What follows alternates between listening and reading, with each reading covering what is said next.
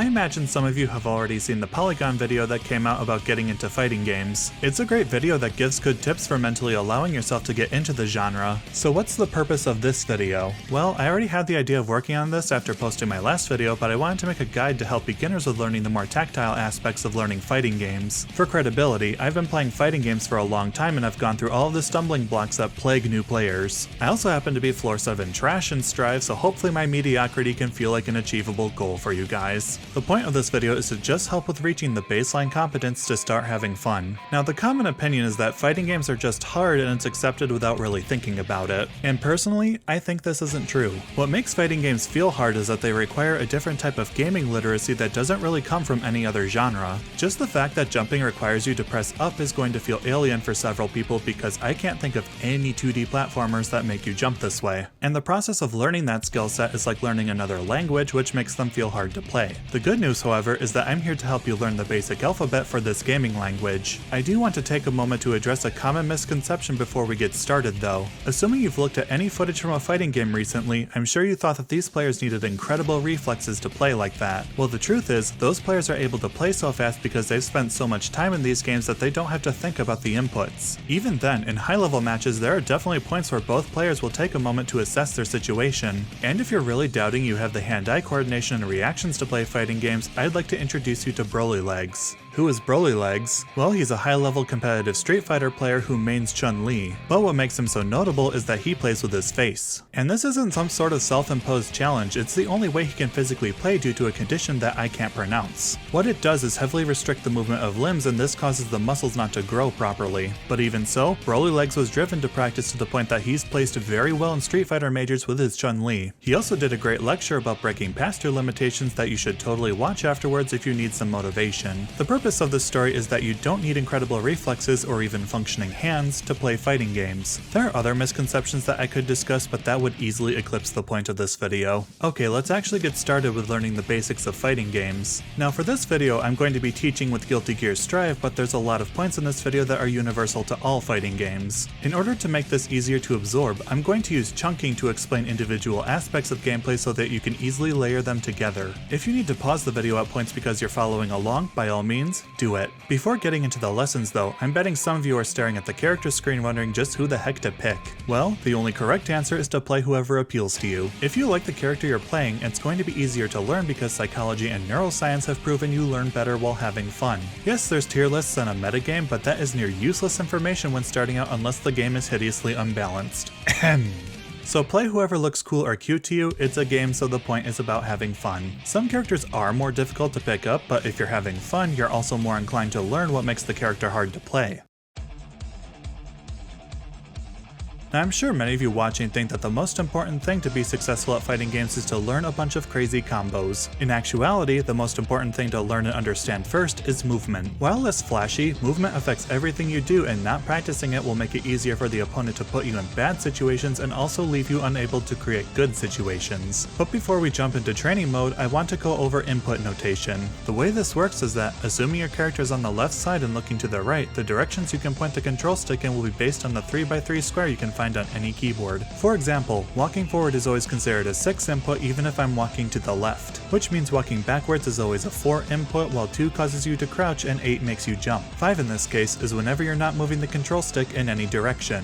This might sound confusing at first, but the reason it's done this way is to keep the notation consistent and avoid said confusion. And I wanted to cover this now because understanding the notation is crucial to fighting game literacy. Once you understand it, going to any game's resource page will be a lot easier to read. Alright, let's get into training mode and practice moving around. It's going to sound boring and easy, but just practice moving left and right with your chosen character first. You can also mix in some jumping and even practice going back and forth across the screen with 7 and 9 inputs. Once you're comfortable with that, you can start practicing dash inputs, which is just pressing 6 twice and holding down the stick after. And if you press 4 twice, you'll perform a backdash, which is a defensive option with a few frames of invincibility at the beginning of the animation depending on the game. Work on practicing these inputs until it reaches a point where you don't have to think about them. them. However, if you are playing a game with a dash button, by all means map it to your controller. It will drastically reduce the execution barrier needed to play. Don't be surprised if this option completely spoils you when you try other fighting games that don't offer one though. In games like BlazBlue and Guilty Gear, you can also air dash by making a dash or backdash input after jumping or while airborne in general. You can also practice instant air dashing, which is a very handy technique, but I highly recommend you just get comfortable with basic dash inputs first. Now don't feel bad if dash inputs in particular have a bit of a learning curve. They took me some time to adjust to as well. Just take it slowly and focus on cleanly making your inputs. It's not exciting right now, but it will massively pay off down the line for your muscle memory. And you are definitely not alone in this initial struggle. I've been there along with everyone else who plays fighting games.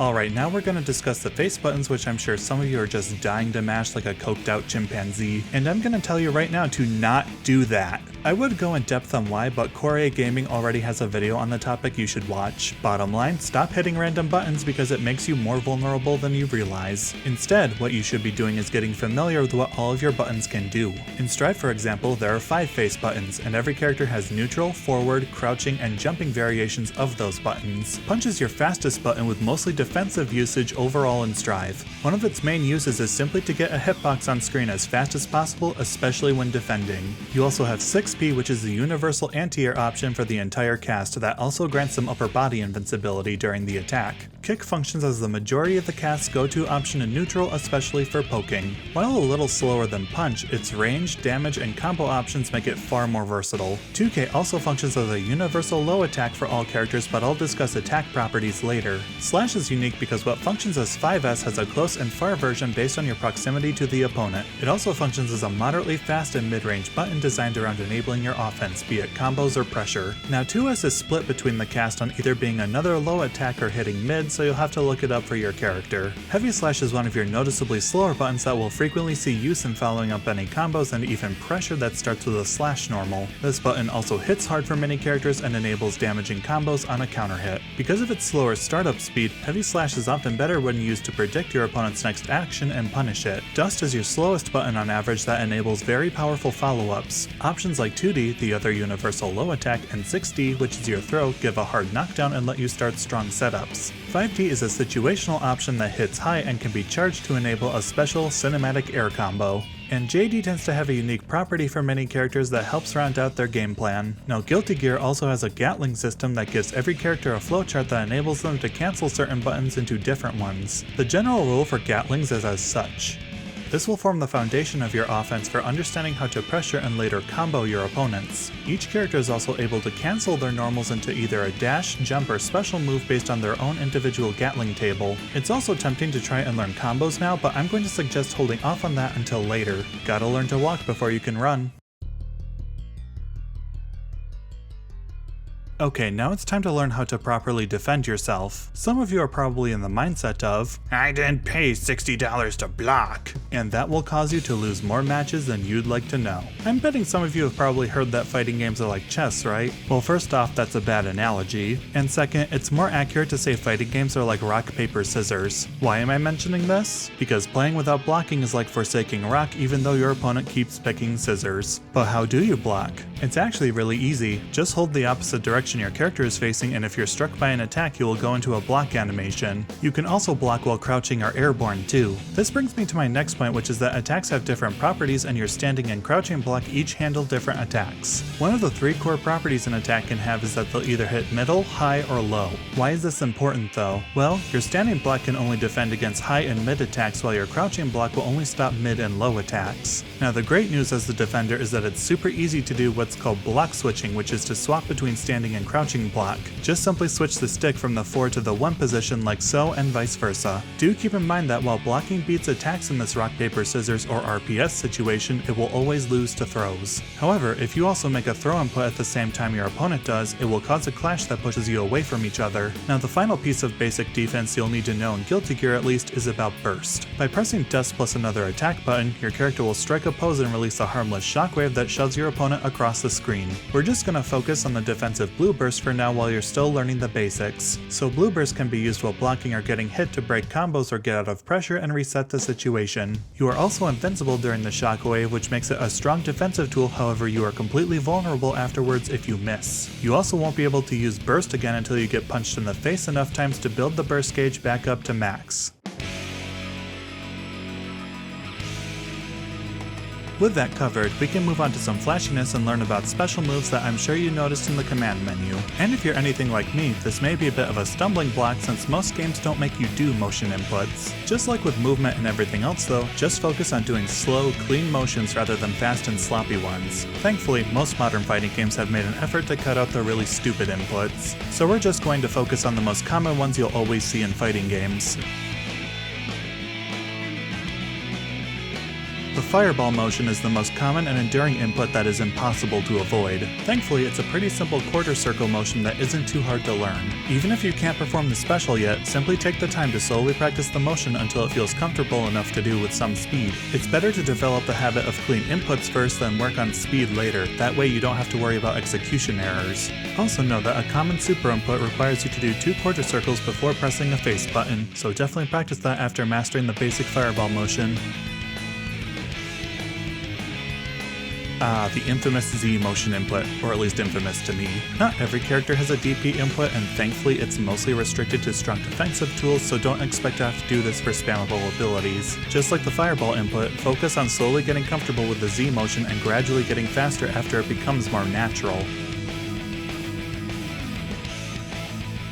Now charge inputs require you to hold a certain direction for at least a second before pressing forward or up plus a face button. A good trick to know so you aren't constantly walking backwards is that you can hold 3, which makes you crouch unless you charge both your horizontal and vertical options. It also forces your opponent to guess if you're going to use a special or another attack. You can also charge while blocking and hold 4 or 2 while your current charge special is going out to charge again. If the character you play has a half circle input for anything besides a super, you can expect it to be a command grab or some other type of stronger attack.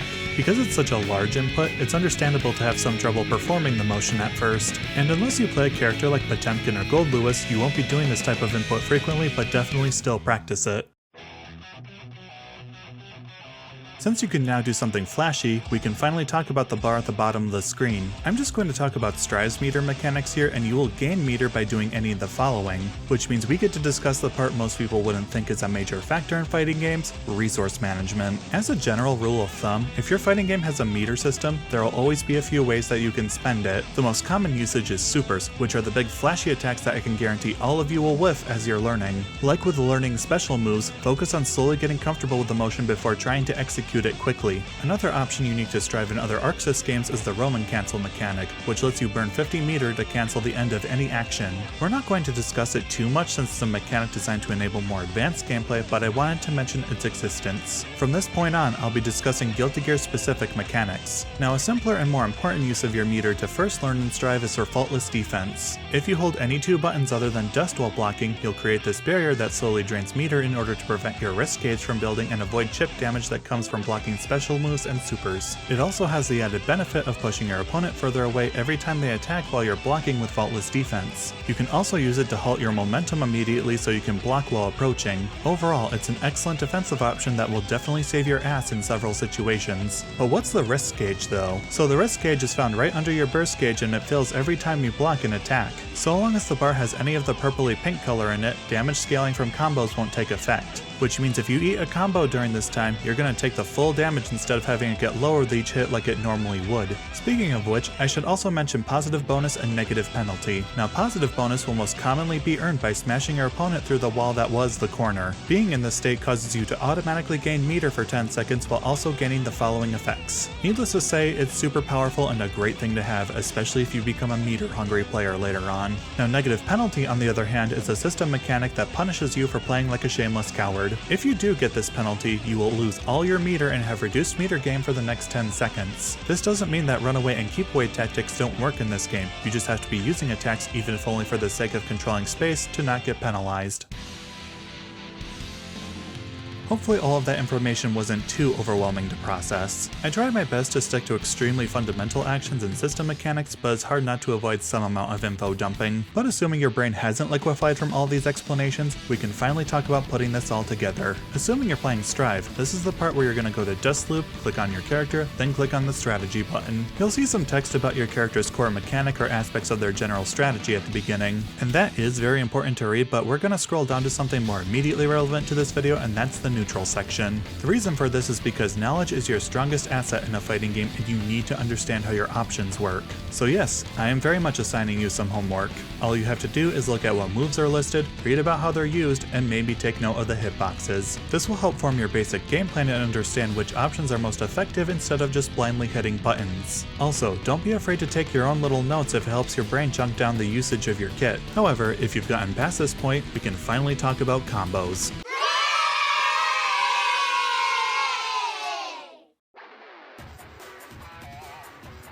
Now, because we're still working on fundamentals, I'm going to say don't waste your time learning any of the longer combos. What you need to focus on are practical combos, which are very simple combos you can easily convert into from a straight hit and help forward your game plan. As an example, we'll use arguably the most universal combo that every character can do in Strive. So what makes this combo so practical? Well, both 5 and 2K are decently fast and solid poking tools for most of the casts, which make them fairly safe to throw out. It also leads into a hard knockdown, which is very powerful in Guilty Gear because virtually every character has some kind of setup that can begin after getting that knockdown. The damage may not be that high, but it's incredibly easy to execute and the opportunities to use it are plentiful. Do note that if you're playing a character with a charge special, that you can hold 3 to still perform 2D and get the charge needed for the special follow-up. Now while this second combo is also easy to perform, there isn't a truly universal version that applies to the entire cast. What makes it practical still is that virtually every character can combo from close slash to heavy slash unless it says otherwise. In Strive, the cast is split into 2 camps based on how they perform this combo. The first camp has a simple 3-input combo that goes close slash into 6 or 2H, while the second one will combo close slash into far slash before pressing 5H. Regardless of the character you pick though, this will be your basic good damage combo. This final combo isn't very damaging, but that's because its best use will be on defense. The general idea behind it is to use your character's fastest Sabari option during a gap in the opponent's offense to catch them while blocking. Because 2P is such a fast and mashable button, it is many characters' go-to option for Abare, though some characters like Axel and Bridget will default to 2K instead because it's faster for them. Either way, these are really the only 3 combos you should think about for now until they become mindless to execute. All of them give you simple, consistent options that don't require niche situations to execute, which is ideal for beginners. They will also help you practice special canceling, which is definitely something you want to get in the habit of.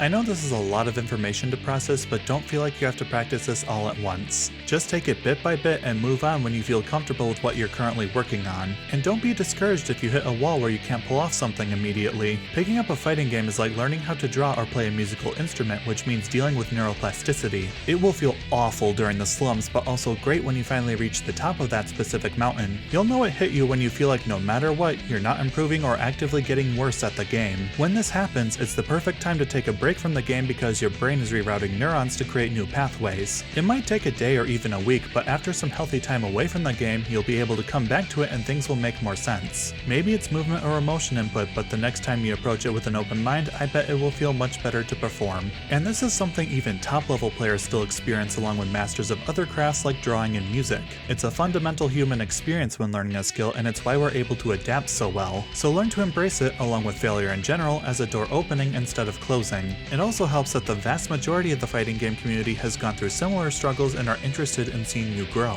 We all know it's a marathon, not a sprint, to improve at these games. In fact, I highly suggest finding friends or even a local community to play and practice with. And if you're looking for a safe space to learn and practice online, feel free to join my Discord. Either way, I hope this is a helpful video and resource to bridge the gap in learning the basics of fighting games for you. If you want more resources from my informed, filthy, casual perspective, please leave a comment so I can see what you want. Thank you for watching, and I hope you found this video insightful.